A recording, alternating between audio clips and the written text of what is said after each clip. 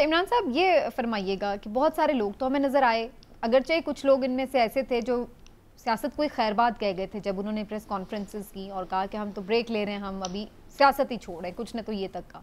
लेकिन वो एक आध हफ्ते 10 दिन में ही हमें दोबारा सियासी तौर पर एक्टिव नज़र आए। चलिए, एक्टिव हो भी गए, लेकिन मैं ये नोट कर रही थी कि इस प्रेस कॉन्फ्रेंस के दौरान आप नई पार्टी लॉन्च कर रहे हो तो एक जोश होता है, जज्बा होता है, वलवला होता है, लेकिन ये तो मुझे चेहरे बड़े उदास उदास लग रहे थे। तो इस उदासी की क्या वजह थी?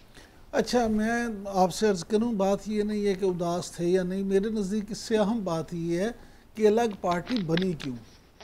उसकी बुनियादी वजह यह है कि मैं आपको ये बता दूं कि ये पार्टी अलग नहीं बननी थी।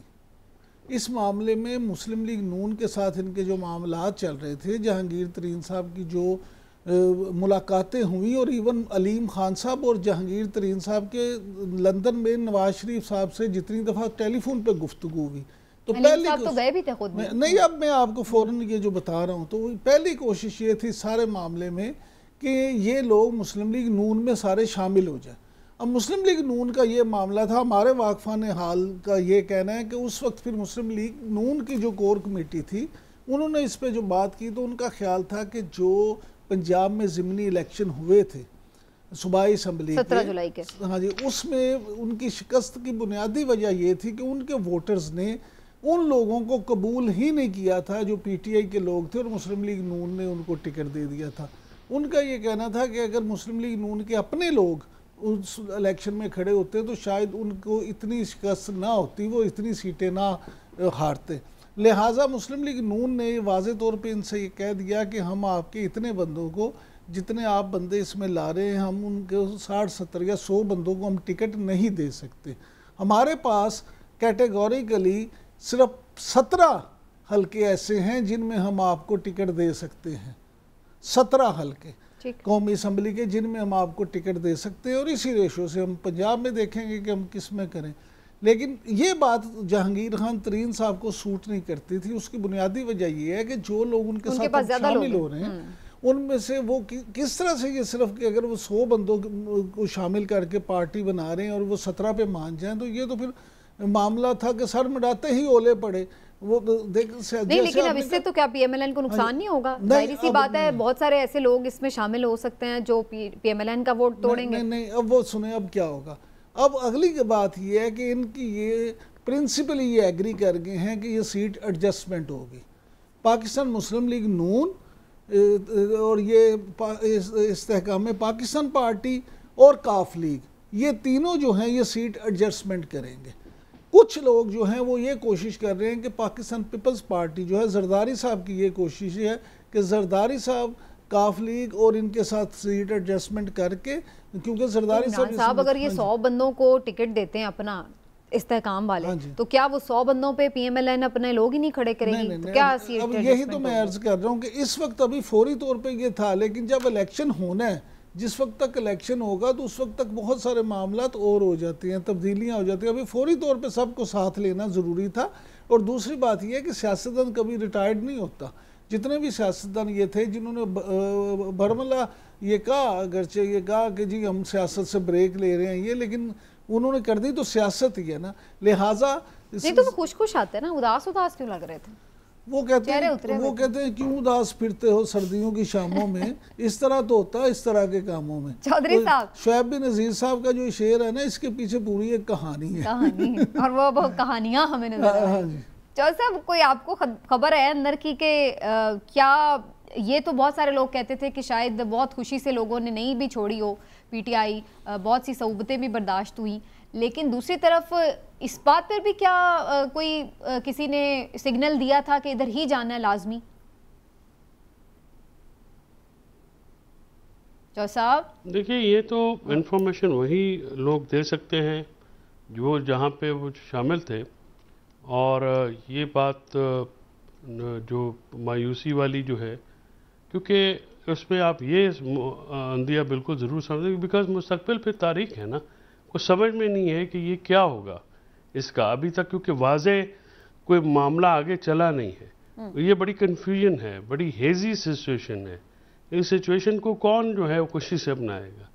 देखिए ना, अगर आप लेकिन चौधरी साहब जो ये बात है, लेकिन चौधरी साहब एक ये भी तो चौधरी साहब ये भी तो बात है। नहीं, मैं उदास की बात नहीं कर रहा हूँ, मैं तो आपको जनरल एक पॉलिटिकल पर्सपेक्टिव बात कर रहा हूँ। उदासी की बात तो आप उनसे पूछेंगे जिनसे उदास है। नहीं, अच्छा चौधरी साहब एक बात ये, एक वजह ये भी तो हो सकती है ना कि बहुत सारे लोग इसलिए भी हो गए कि ये ट्रेन भी मिस ना हो जाए, हम एक पार्टी पहले छोड़ चुके हैं, अब दूसरी पार्टी भी में शामिल ना हुए तो सियासत कहाँ करेंगे? देखिए, अभी मौसम गर्म है जी, और गर्म मौसम में जो है वो मामलात कुछ और होते हैं। अभी मौसम या माहौल थोड़ा ठंडा होगा, सेटल होगा तो फिर आएंगी, धुंध छटेगी। इस मौके पे खरीदने से भी, बिल्कुल इस मामले पे खरीदने से भी आपको कुछ हासिल नहीं होगा, थोड़ा वक्त देना पड़ेगा। अच्छा चौधरी साहब, मुझे ये बताएं, जो इमरान साहब अभी बात कर रहे थे PMLN वाली, अब एक तरफ तो हमें ये नज़र आता है कि बहुत सारे ऐसे लोग हैं इस जहांगीर खान तरीन साहब की पार्टी में कि जो PMLN के बहुत मुखालिफ रहे हैं और शायद वो इतने इंटरेस्टेड भी ना हो PMLN ज्वाइन करने में, और दूसरी तरफ PMLN की तरफ से भी बड़े गुडी आए हैं कमेंट्स के जी अच्छी बात है, वेलकम, उनसे हमारे अच्छे ताल्लुकात हैं जहांगीर खान तरीन से, और आगे भी हम देखेंगे कि कुछ करें इंतखाबी इत्तेहाद के हवाले से। तो आपको लग रहा है कि ये सीट एडजस्टमेंट की तरफ मामला जाएगा तो फिर तो सारे मिलकर ही लड़ लें, फिर तो एक ही तरह की बात हो गई?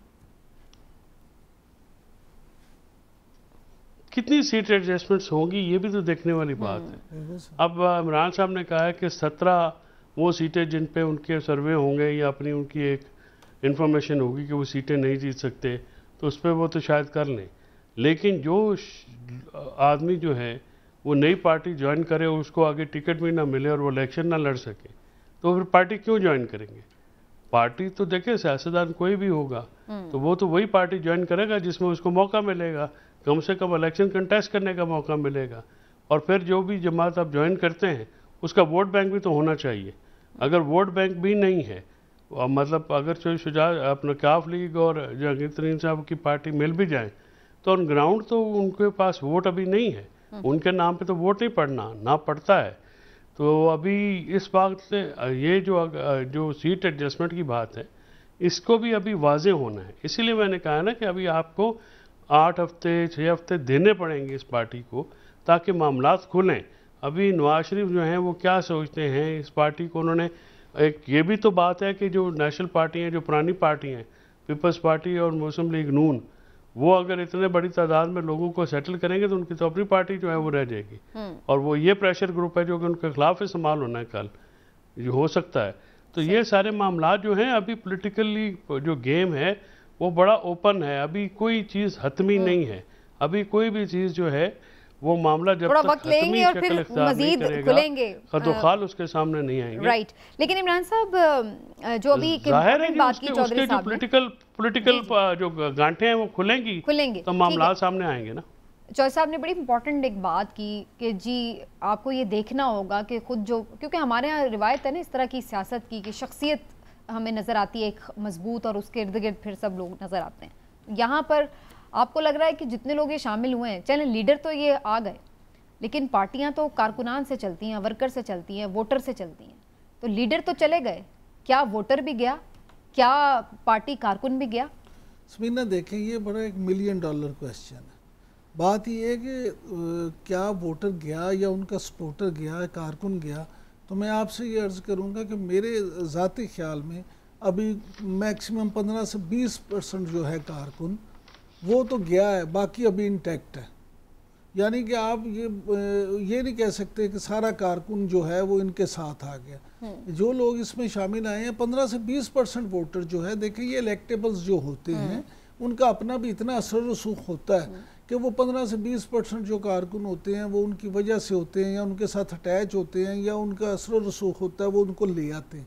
अगर आप ये कहें कि इनके हलकों से 100% कारकुन पिछली जमात में जिसमें ये थे उनका इधर आ गया, तो ये और 17 जुलाई में हमने इसका एक अलग जाविया भी देखा। बिल्कुल मैं आपसे यही कह रहा हूँ, तो वो बिल्कुल गलत है। अलबत्ता एक चीज़ जो अभी हमने डिस्कस नहीं की वो है परवेज़ खटक साहब का किरदार। अब ये भी खबर है कि KP से परवेज़ खटक साहब अपने पूरे ग्रुप के साथ वो भी इस्तेहकाम पाकिस्तान पार्टी में नहीं, इस्तेहकाम पाकिस्तान पार्टी में शामिल हो रहे हैं, और जहांगीर तरीन साहब ने उनको जनरल सेक्रेटरी जो है पार्टी का उसका ओहदा जो है वो भी ऑफ़र किया। अब और उनके अलीम खान साहब का भी उनके साथ रब्ता है।